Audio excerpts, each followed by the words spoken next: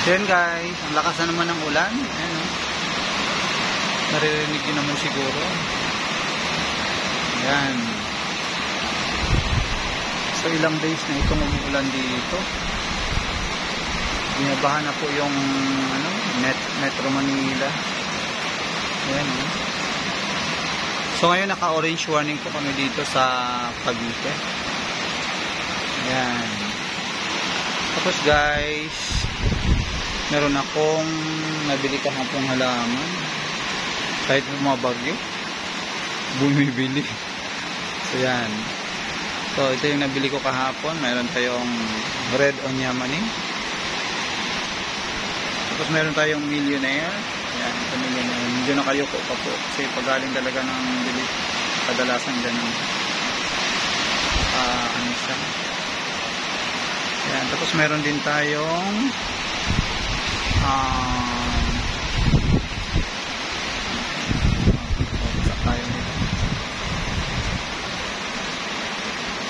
so yan.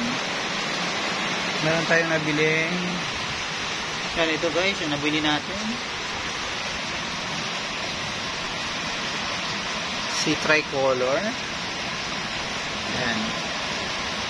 May bulaklak pa. Pero dapat pinuputol natin ang bulaklak para yung nutrients niya mapupunta sa dahon.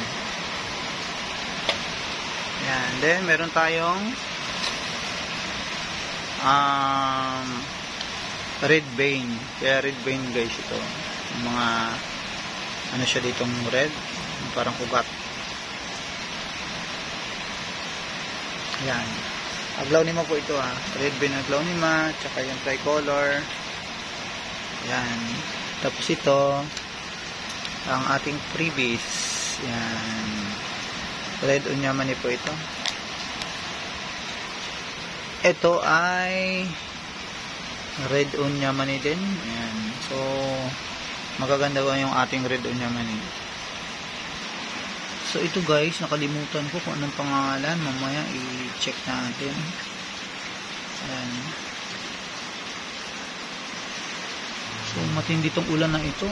Walang katigil-tigil po yan. Hihinto lang po yan ng konti. Tapos, maya-maya, babanat na naman. So, yan. So, yung ating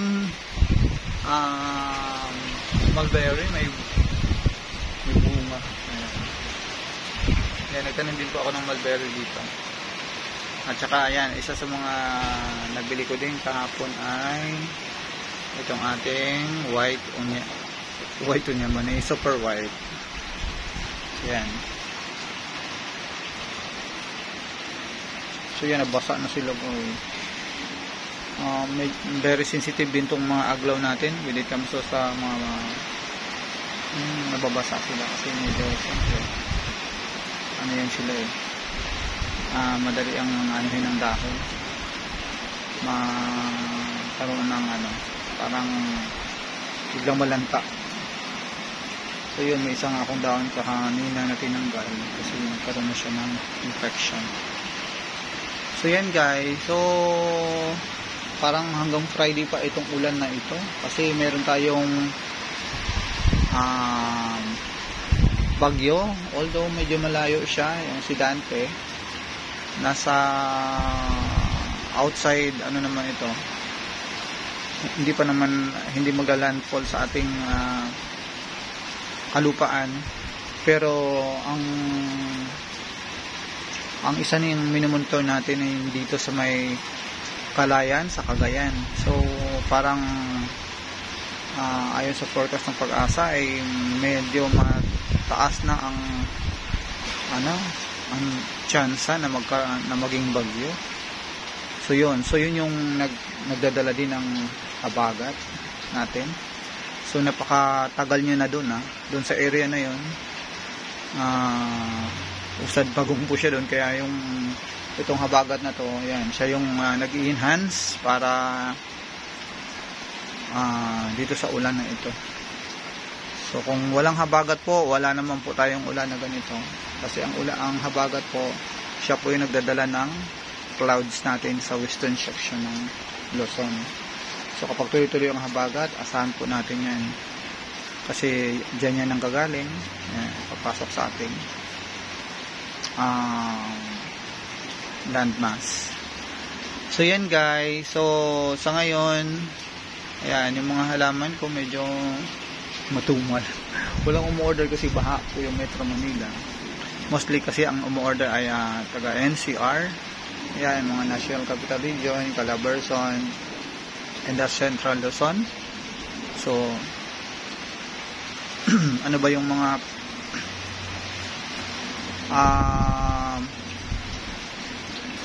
region ng Calabarzon, ang kanyang mga probinsya, yan, kasama na yung Cavite dyan, Laguna, Batangas, Rizal at saka Quezon.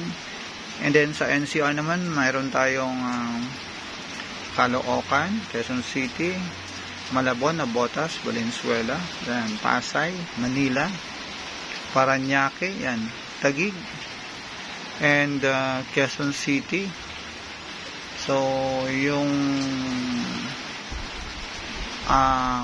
may part din ng yung tinatawag nilang Greater Manila area, yan, yung part ng yung medyo malalapit sa Metro Manila.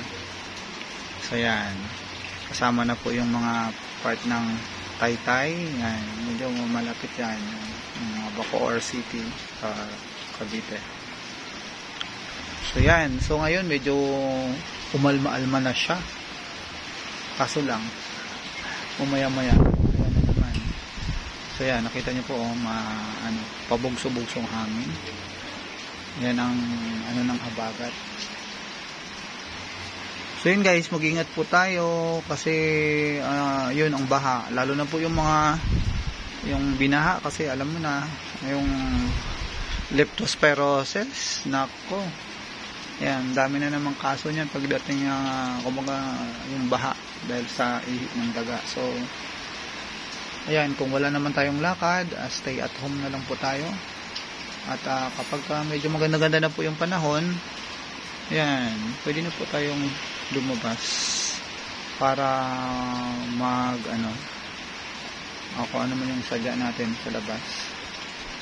So yan, so grabe to guys, halos mag-1 week na to mula nung Monday. Ayan, nung Monday hindi pa masyado, pero sumunod na Tuesday, kahapon. Ayan, ayun yung kahapon at saka yung ngayon. Yung kagabi naman medyo maliwalas tayo.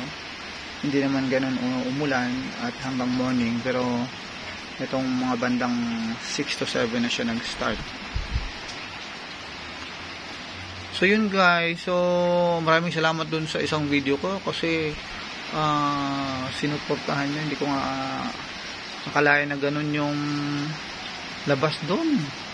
Medyo, although hindi masyado ganun kadaming views, pero at least mayroong kahit pa paano. So yun guys, hihingi lang ako sa inyo ng konting pabor. Ayan, pakilike po at pakisubscribe ng aking YouTube channel. Ayan, Broker Nolin and Brother.